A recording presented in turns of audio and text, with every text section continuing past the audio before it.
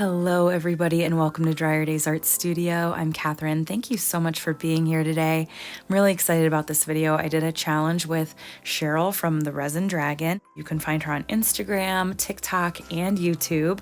And she was actually the winner of the challenge that I had going on trying to name one of my new glitters, which was, she picked the name Siren Song. It's beautiful. I love the name.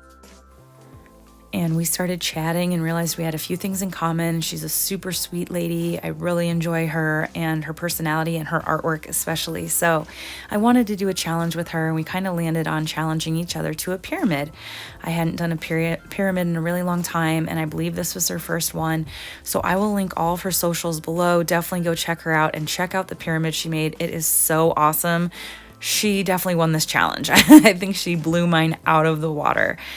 So we are using some treadmill belt silicone here that I've had in my studio ever since my my acrylic pouring days.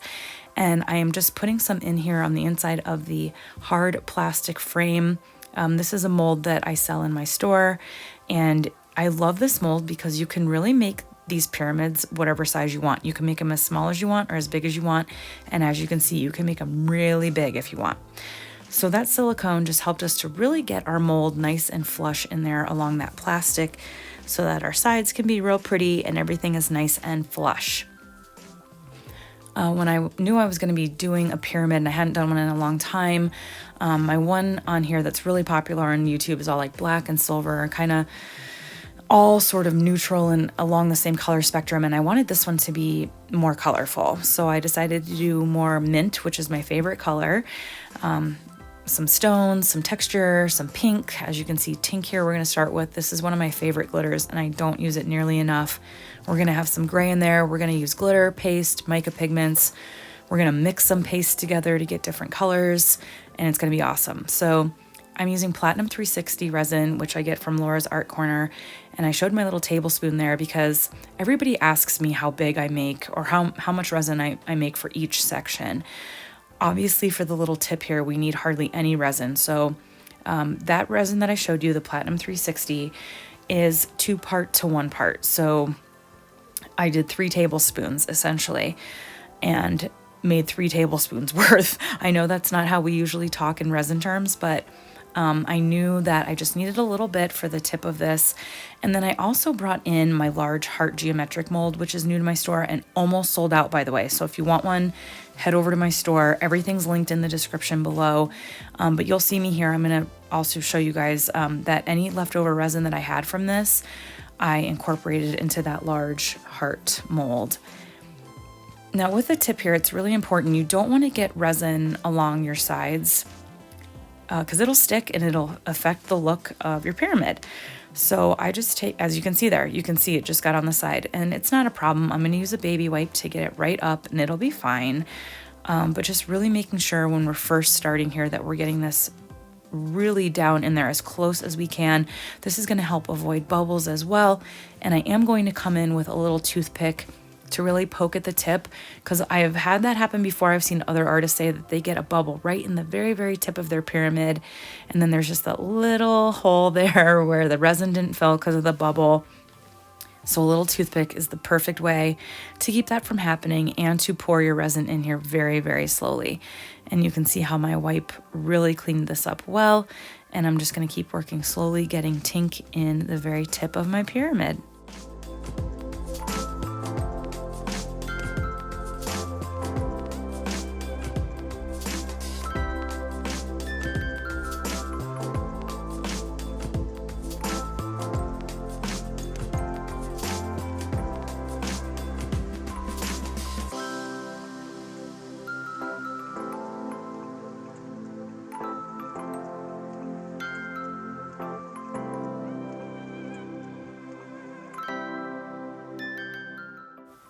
And just like I use that toothpick for the very tip of the pyramid to make sure we don't have any bubbles, I'm going to use a little toothpick to get in the very, very corner of these tight triangles here.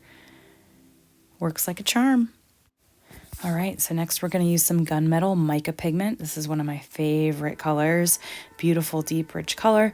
And again, I'm kind of actually keeping with the 3 tablespoon because I like having different size layers. So again, this is a question I get all the time over on that other video, and I never know how to answer it because I just kind of gauge it by the style or the look that I'm trying to get with the pyramid, with what color I'm using, how powerful I want that color to be, how subtle I want it to be, or if I'm using a texture like the stones, that's usually kind of a different thing.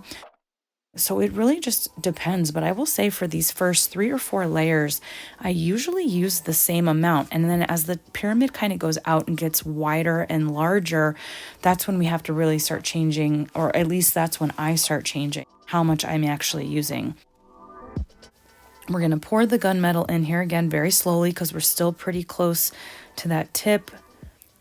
And you can use a heat gun. I use a heat gun all the time with my pyramid mold to help pop any bubbles. Again, we don't want to use an open flame because that can ruin our molds. And again, this is just such a beautiful deep color. Here I come with my little heat gun.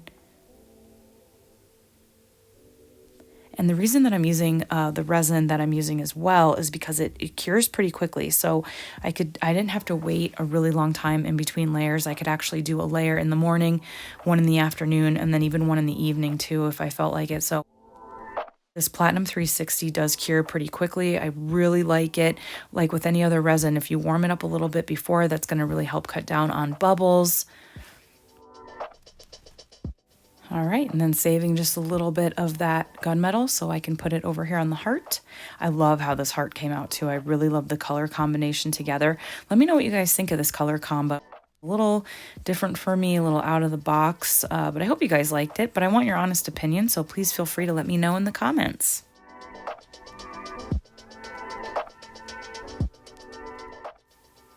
I'm going to start blasting through here a little bit with these layers just to save time. I am using some of the white color paste as well as some of the mint matte because I wanted to lighten the mint matte up just a little bit. So I'm going to make a little concoction here of my own color and mix it in the resin, and we're going to do our next layer.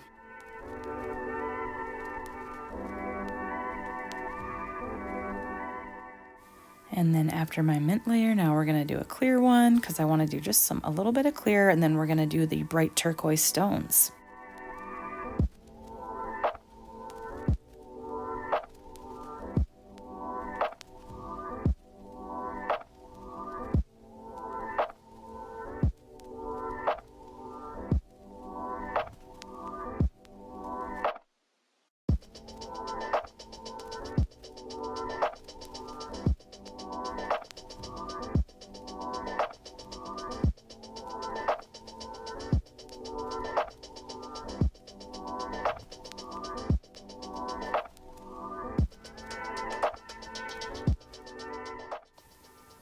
Now that I've sort of organized those little stones where I want them, I'm going to drizzle some clear over top, hit it with heat, and let it sit.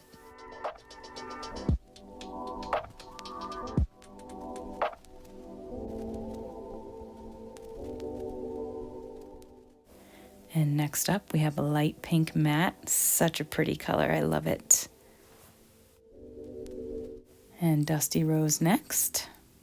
This I did off camera, and then I also did some of the gray matte, and I decided to add a little bit of Minty. Minty is one of my favorite glitters, and I don't use it nearly enough.